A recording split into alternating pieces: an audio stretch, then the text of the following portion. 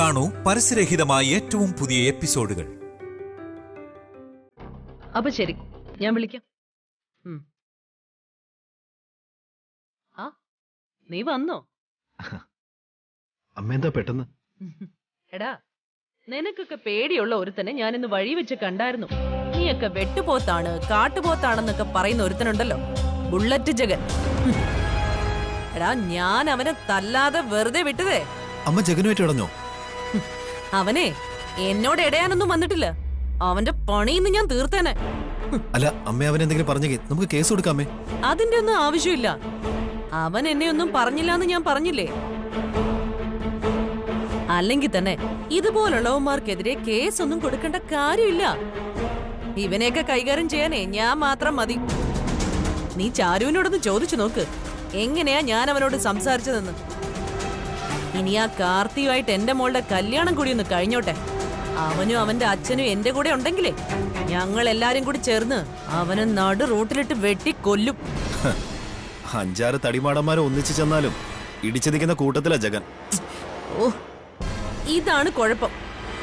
എടാ മോനെ, എല്ലാത്തിന്റെ അടിസ്ഥാനം ധൈര്യമാണ്.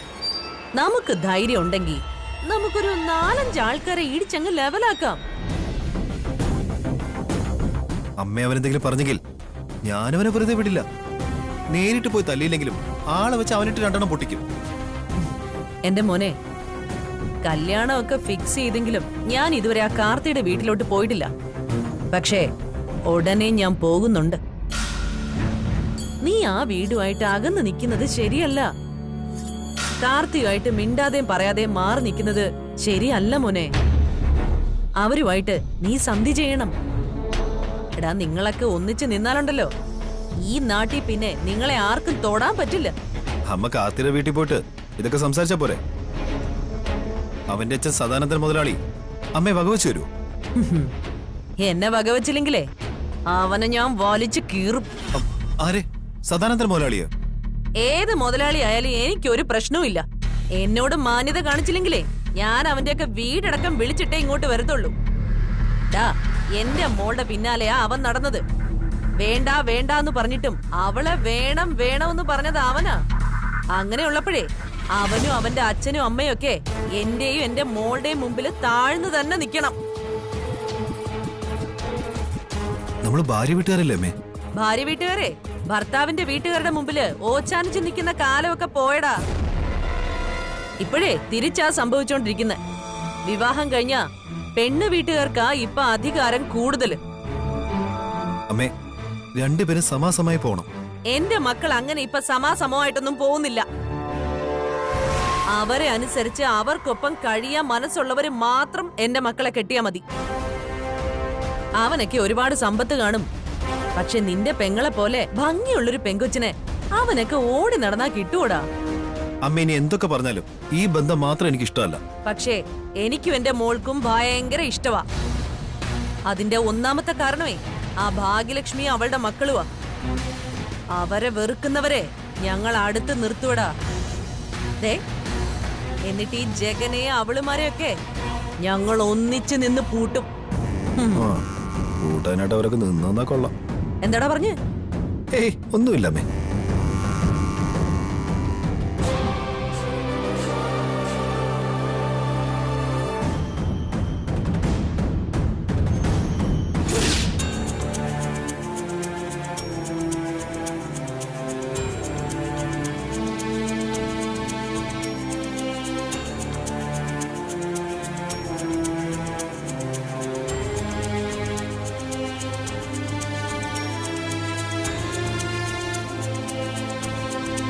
ആ ജയിലല്ലേ? എന്താ പ്രശ്നം? അമ്മയും ചാരുവിനെയും കണ്ടെന്ന് പറഞ്ഞല്ലോ. കണ്ടു. എന്നിട്ട് ജയലാലിന്റെ അമ്മയുടെ വായിലിരിക്കുന്നത് മുഴുവൻ കേൾക്കുകയും ചെയ്തു. ഇങ്ങനെ അഹങ്കാരം അസ്ഥിക്ക് പിടിച്ച് നടക്കുന്നവരെയൊക്കെ നേർവഴിക്ക് കൊണ്ടുവരാൻ ആരെ കൊണ്ടും കഴിയില്ല ജയലാലെ. അതിനെക്കുറിച്ച് ഞാനിപ്പോ സുനിലിനോട് സംസാരിച്ചു കഴിഞ്ഞതേ ഉള്ളൂ. ഞാൻ പറഞ്ഞല്ലോ, ജയലാലിന് എന്ത് പ്രശ്നം ഉണ്ടായാലും സഹായിക്കാൻ ഞാനിവിടെ ഉണ്ടാവും. പക്ഷേ ഈ കേസ് എനിക്ക് ഏറ്റെടുക്കാൻ പറ്റില്ല. കാർത്തിയെ പോലെ ഒരുത്തൻ തന്നെയാ ജയലാലിന്റെ പെങ്ങളുടെ ഭർത്താവായിട്ട് വരേണ്ടത്. എനിക്കങ്ങനെ ആഗ്രഹിക്കാൻ പറ്റില്ലല്ലോ ചക. അടികൊള്ളുന്ന സംസാര ജയലാലിന്റെ അമ്മയുടെ ഭാഗത്തുനിന്നുണ്ടായത്. ഞാനതിന് ശക്തമായ രീതിയിലൊന്നും പ്രതികരിച്ചില്ല. ആ സമയമൊക്കെ എന്റെ മുന്നിലേക്ക് വന്നത് ജയലാലിന്റെ മുഖമാണ്. സംഭവം അറിഞ്ഞപ്പോ തന്നെ ഞാൻ വെറുതെ ജഗനെതിരെ കേസ് കൊടുക്കുന്നൊക്കെ തട്ടിവിട്ടിട്ടുണ്ട് അമ്മയോട്. അങ്ങനെ ഒരുപാട് നാടകം കളിച്ചാലേ അവരുടെയൊക്കെ മുന്നിൽ പിടിച്ചു നിൽക്കാൻ പറ്റൂ. ഏതായാലും ഒരാൾ രക്ഷപ്പെട്ടല്ലോ, ജയലാലിന്റെ അച്ഛൻ. ഇങ്ങനെയുള്ള പെങ്ങന്മാരെയൊക്കെ കെട്ടിച്ചു വിടാൻ വലിയ പാടാ. പിന്നെ അവർ തന്നെ ഒരു ബന്ധം തിരഞ്ഞെടുത്താ അതായിക്കോട്ടെന്ന് കരുതണം. വെറുതെ ഒരു പയ്യനെ നമ്മളായിട്ട് വലക്കണ്ടല്ലോ. ശരി,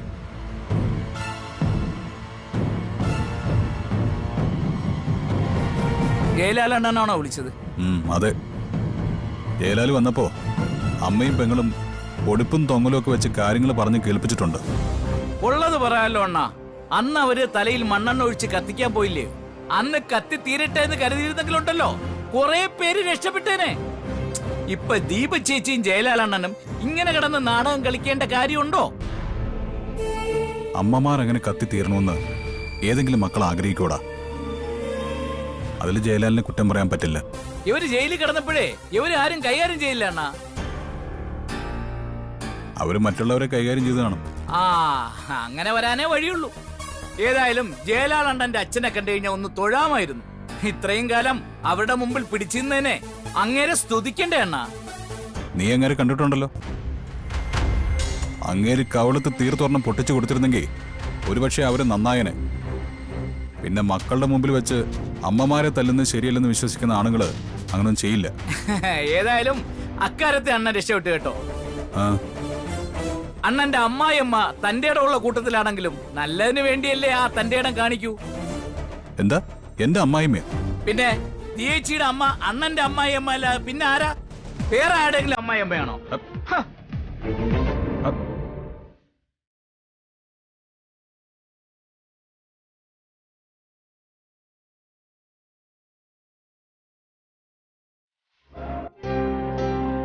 ജഗേട്ടൻ അങ്ങനെ പറഞ്ഞതില് തെറ്റൊന്നും പറയാൻ പറ്റില്ലല്ലോ ലാലേട്ടാ.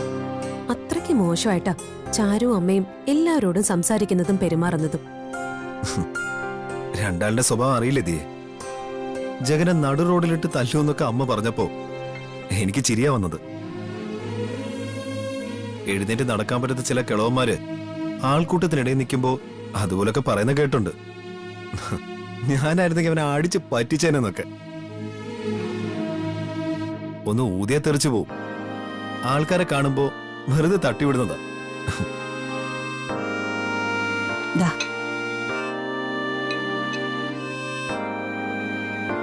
എന്നെ വഴിയിൽ തടഞ്ഞു നിർത്തി ലാലിന്റെ അമ്മ ആക്ഷേപിക്കുന്നതിന് കയ്യും കണക്കുമില്ല. പിന്നെ ഞാനും ഇപ്പൊ വിട്ടുകൊടുക്കാറില്ല. വിട്ടുകൊടുക്കരുത്. അമ്മയുടെ മുന്നിൽ തലതാഴ്ത്തി നിന്നുപോയതാണ് അച്ഛന് പറ്റിയ തെറ്റ്.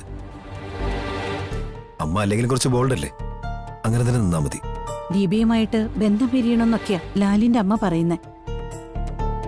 എന്റെ അടുത്ത് ഇടയ്ക്കിടയ്ക്ക് അങ്ങനെ പറയാറുണ്ട്. ഞാനൊരു മതി ഉരുട്ടിപ്പുരട്ടി അങ്ങ് പോവാ.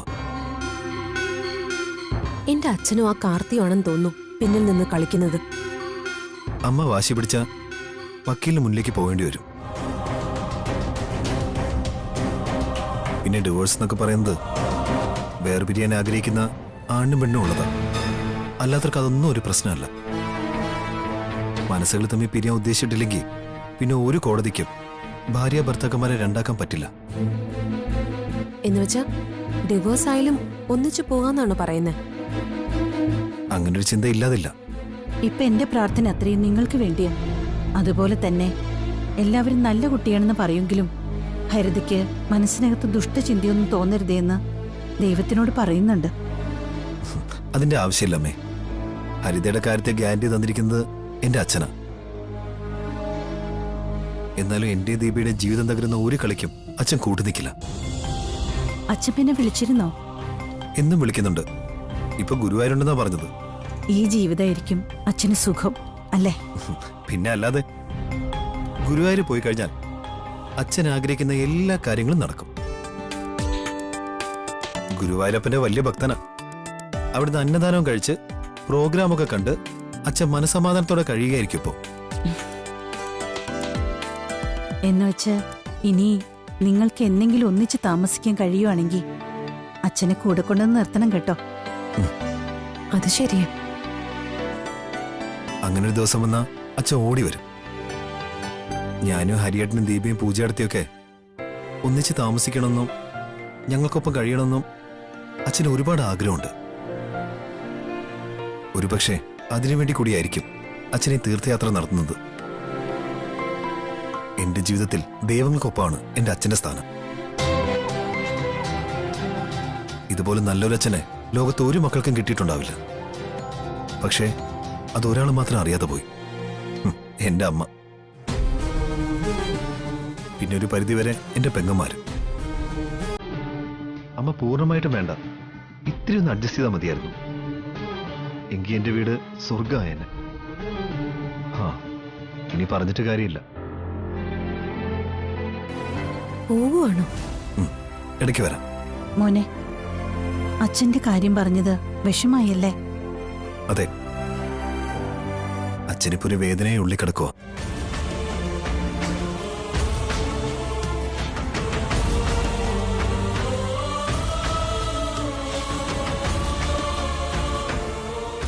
ആ നല്ല മനുഷ്യന് ദീർഘായുസ്സുണ്ടാവട്ടെ.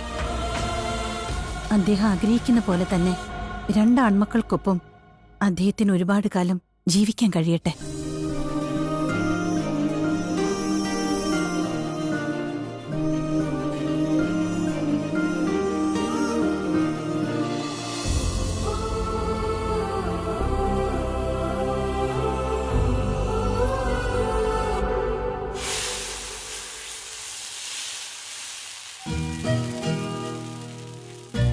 സത്യം പറയാലോ, അച്ഛൻ മുമ്പൊക്കെ ഇടയ്ക്കിടയ്ക്ക് വീട്ടിൽ വരണമെന്ന് ഞാൻ പ്രാർത്ഥിക്കാറുണ്ടായിരുന്നു.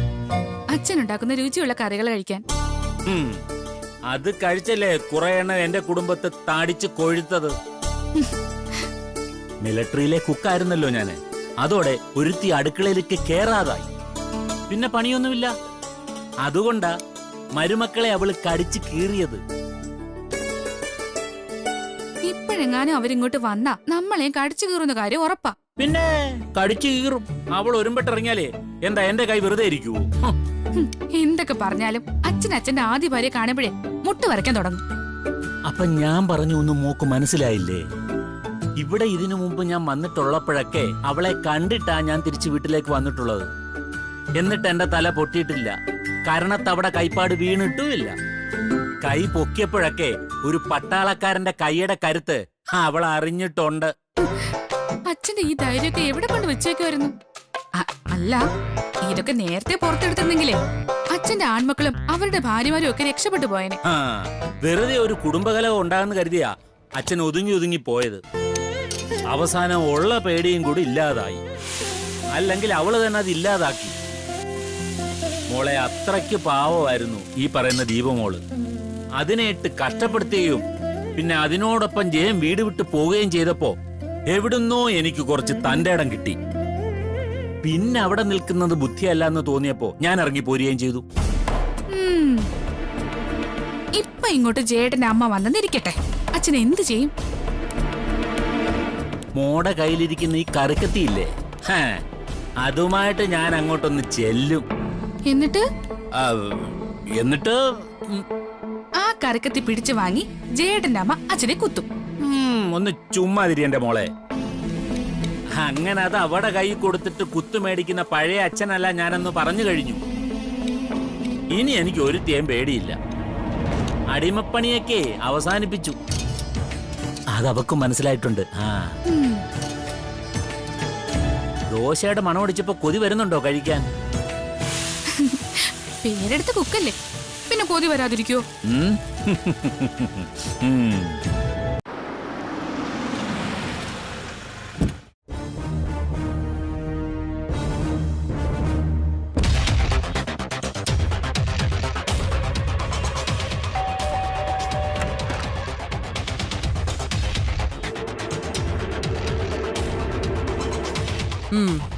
നീ വന്നു ഞാൻ അറിഞ്ഞു.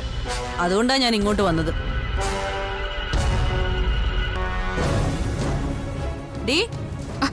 നീ ഇതെങ്ങോട്ട് പോവാ? അല്ല, അടുക്കളയില്. അന്ന് ഞാൻ വന്നപ്പോഴും നീ ദോശ കരിച്ചു കളഞ്ഞായിരുന്നു. അടുക്കളയിൽ നിന്ന് പുറത്തിറങ്ങുമ്പോ അടുപ്പിനകത്ത് നോക്കിയിട്ട് വേണം പുറത്തിറങ്ങാനെന്ന് ഞാൻ അന്ന് പറഞ്ഞില്ലേ? അങ്ങനെ തന്നെ ഞാൻ പുറത്തിറങ്ങിയത്. ചേച്ചി വരുന്ന കാര്യം മുൻകൂട്ടി പറയാറില്ലല്ലോ. ഒന്ന് വിളിച്ചിട്ട് വന്നെങ്കിൽ ഞങ്ങൾ എന്തെങ്കിലുമൊക്കെ ഒരുക്കി വെച്ചേനെ. അങ്ങനെ മുൻകൂട്ടി പറഞ്ഞിട്ട് വരുന്ന ശീലം എനിക്കില്ലാന്ന് ഞാൻ നേരത്തെ നിന്റെ വീട്ടിൽ വന്നപ്പോ പറഞ്ഞതാ. എനിക്ക് വരാൻ തോന്നുമ്പോ ഞാൻ ഇങ്ങോട്ട് പോരും. പിന്നെ ആഹാരം കഴിക്കാനൊന്നുമല്ല ഞാൻ വന്നത്. അന്ന് അവിടെ വന്നപ്പോ കഴിച്ചത് തന്നെ എനിക്ക് മതിയായി. ഓ, ഉണ്ടാക്കി തന്ന ഒന്നും കൊള്ളത്തില്ല. അമ്മ പറഞ്ഞതുപോലെ മാഡം നേരത്തെ വരുമെന്ന് അറിഞ്ഞിരുന്നെങ്കിൽ എന്തെങ്കിലുമൊക്കെ കാര്യമായിട്ട് ഒരുക്കി വെച്ചേനെ. അത് ശരി. അപ്പൊ മുൻകൂട്ടി അറിയിച്ചില്ലെങ്കിൽ വീട്ടിലുണ്ടാകുന്ന ഒന്നും കാശിന് കൊള്ളില്ല അല്ലേ? പാചകമൊക്കെ നന്നായിട്ട് പഠിക്കാൻ ഞാൻ മോളോട് പറഞ്ഞിട്ടുണ്ട്. പഠിക്കണ്ട, എന്റെ അടുത്ത് വരുമ്പോ പഠിച്ചോളും. പാചകം മാത്രമല്ല, എല്ലാ കാര്യങ്ങളും. ഒറ്റ മോളാണ്, അച്ഛൻ ചത്തുപോയ കുട്ടിയാണ് എന്നൊക്കെ കരുതിയേ നീ ഇതിനെ തലയെ കയറ്റി വെച്ച് കാണും. പെങ്കൊച്ചുങ്ങളെ കൂടുതൽ തലയെ കയറ്റി വെച്ചാലേ തലയില് പുഴുവരിക്കും. മനസ്സിലായോ? അങ്ങനൊരു ചൊല്ലി ഞാൻ ആദ്യമായിട്ട് കേൾക്കാം. നീ എന്താടി ആലോചിച്ചു ഇപ്പോ? ഞാനൊന്നും ആലോചിച്ചില്ല. നീ മനസ്സിൽ തന്നെ വേണ്ടാത്ത എന്തെങ്കിലും വിളിച്ചായിരുന്നോ? ഇല്ല മാഡം. നിന്റെ പ്രായത്തിലുള്ള പെങ്കൊച്ചുങ്ങളെ എന്തൊക്കെ വിളിക്കുമെന്ന് എനിക്ക് അറിയാവടി. ഇങ്ങനെയൊക്കെ ഞാൻ സംസാരിക്കുമ്പോ നീ ഇങ്ങനെ നിന്ന് ചിന്തിക്കുന്നെങ്കിലേ നീ ഇപ്പൊ മനസ്സിൽ ഉദ്ദേശിച്ച കാര്യമുണ്ടല്ലോ, അത് 4 ആള് കേട്ടാ അറയ്ക്കുന്നതും വെറുക്കുന്നതും ആയിരിക്കും. മോളെ ഇതുവരെ ഒരു പേരുദോഷം കേൾപ്പിച്ചിട്ടില്ല. ഓ, അപ്പൊ പേരുദോഷം കേൾപ്പിക്കണമെന്നാണോ നീ പറയുന്നത്? അതല്ല, അങ്ങനെ ഒരു ചുറ്റുപാടില്ല വളർന്നേന്നാ ഞാൻ ഉദ്ദേശിച്ചത്. എന്ന് വെച്ചാ നിന്റെ വളർത്തു ഗുണം കെങ്കേമായിരുന്നു എന്നാ നീ പറഞ്ഞു പിടിപ്പിക്കുന്നത്. അതൊക്കെ കേട്ട് കഴിഞ്ഞിട്ട് പറയാം. പിന്നെ അടുക്കളയിലൊന്നും കരിയുന്നില്ല എന്നല്ലേ ഇവള് പറഞ്ഞത്? നോക്കട്ടെ, ഇന്നും അവിടെ എന്തെങ്കിലും കരിയുന്നുണ്ടെങ്കിൽ ഞാൻ നേരത്തെ പറഞ്ഞല്ലോ, നിന്റെ മുഖവും കരിയും. ആ, അടി പറ്റിക്കും ഞാൻ.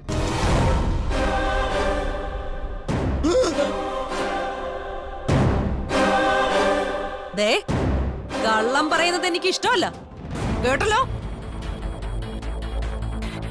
ആ, ചേച്ചി, അടുക്കളയിലൊന്നും കരിയുന്നില്ല.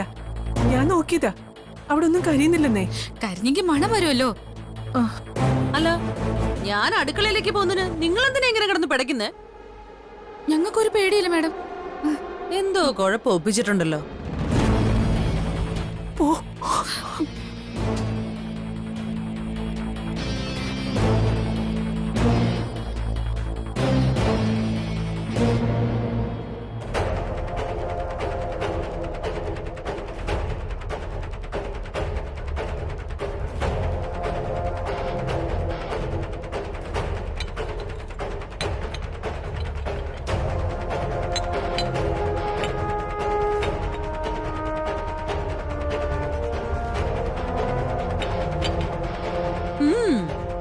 അപ്പൊ തരക്കേടില്ലാത്ത കറികളും ഉണ്ടാക്കാൻ അറിയാം അല്ലേ? കൊള്ളാമോ മാഡം? തരക്കേടില്ല. ഞാൻ പറഞ്ഞിട്ടുണ്ടല്ലോ വീട്ടിലുണ്ടായിരുന്ന ഒരു കഴുതയെ പറ്റി. എന്റെ കെട്ടിയോനെന്നും പറഞ്ഞ ഒരുത്തനുണ്ടായിരുന്നല്ലോ വീട്ടില്. അങ്ങേരുടെ എന്തോ ഒരു കൈപുണ്യം നിനക്കോ നിന്റെ അമ്മയ്ക്കോ ഏതിലേക്കോ കിട്ടിയിട്ടുണ്ട്. ഞങ്ങള് രണ്ടാളും കൂടി എല്ലാം ഉണ്ടാക്കിയത്. എല്ലാം അരിഞ്ഞു കൊടുത്തത് ഞാനാ. ചേരുവകളൊക്കെ ചേർത്തത് അമ്മ തന്നെയാ. അതൊക്കെ നീയും പഠിക്കണം. കല്യാണം കഴിഞ്ഞ് പിന്നെ അമ്മയെ കൊണ്ട് പോവാൻ പറ്റില്ലല്ലോ. എനിക്കും അത്യാവശ്യം എല്ലാം അറിയാം. അല്ലെങ്കിൽ നീ അറിയും.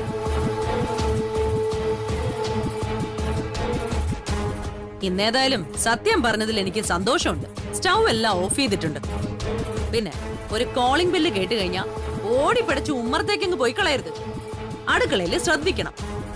ചില അവളുമാരുണ്ട്, ഗ്യാസ് ഓണാക്കിയിട്ട് അങ്ങ് പോയി കളയും.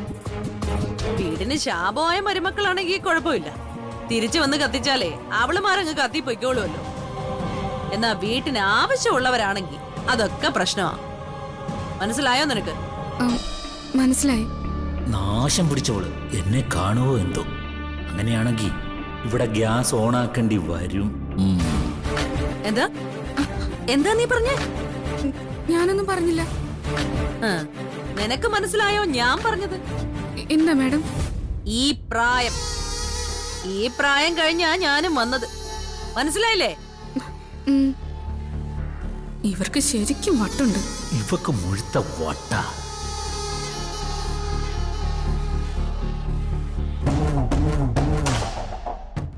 മാഡം കഴിച്ചിട്ടല്ലേ പോകുന്നേ? ഞാൻ കഴിക്കാനല്ല വന്നതെന്ന് പറഞ്ഞു. ഇന്ന് ഞാൻ പെട്ടെന്ന് ഇങ്ങോട്ട് വരാനുള്ള കാരണം എന്താണെന്ന് പറയാം. അത് നിന്റെ അമ്മയും കൂടി കേൾക്കാനുള്ളതാ. നീ വാ.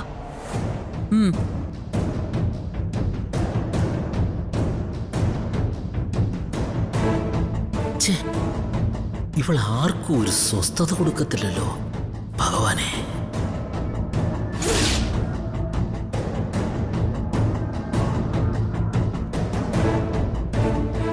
ഇന്നേതായാലും ഒന്നും കരിച്ചു വെച്ചിട്ടില്ല. അത് വലിയ ഭാഗ്യം തന്നെ. ആ പിന്നെ ഞാൻ വന്ന കാര്യം അങ്ങ് പറഞ്ഞേക്കാം. മറ്റന്നാള് സ്വർണം എടുക്കാൻ പോകുന്നുണ്ട് ചാരുവിന്. ആ സമയത്ത് നീയും കൂടെ വരണം. കല്യാണം ഉറപ്പിച്ചോ? കല്യാണ ചെറുക്കന്റെ വീട്ടിൽ ഞാൻ ഇതുവരെ പോയിട്ടില്ല. എങ്കിലും അതങ്ങ് ഉറപ്പിച്ചു. അത് നേരത്തെ പറഞ്ഞതാണല്ലോ. പിന്നെന്താ ഒരു സംശയം പോലെ? എന്താ ഉറപ്പിക്കണ്ടേ? അല്ല, ഞാൻ ചോദിച്ചെന്നേ ഉള്ളൂ. ആ പിന്നെ നിന്നോട് പറഞ്ഞതൊക്കെ ഓർമ്മയുണ്ടല്ലോ. ഏത് നേരത്തും ജയനെ ശ്രദ്ധിച്ചോളണം.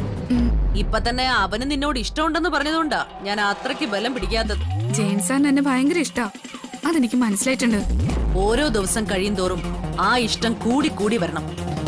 ദീപ എന്ന അസത്തിനെ ഇനി ഒരു കാരണവശാലും അവൻ കാണരുത്.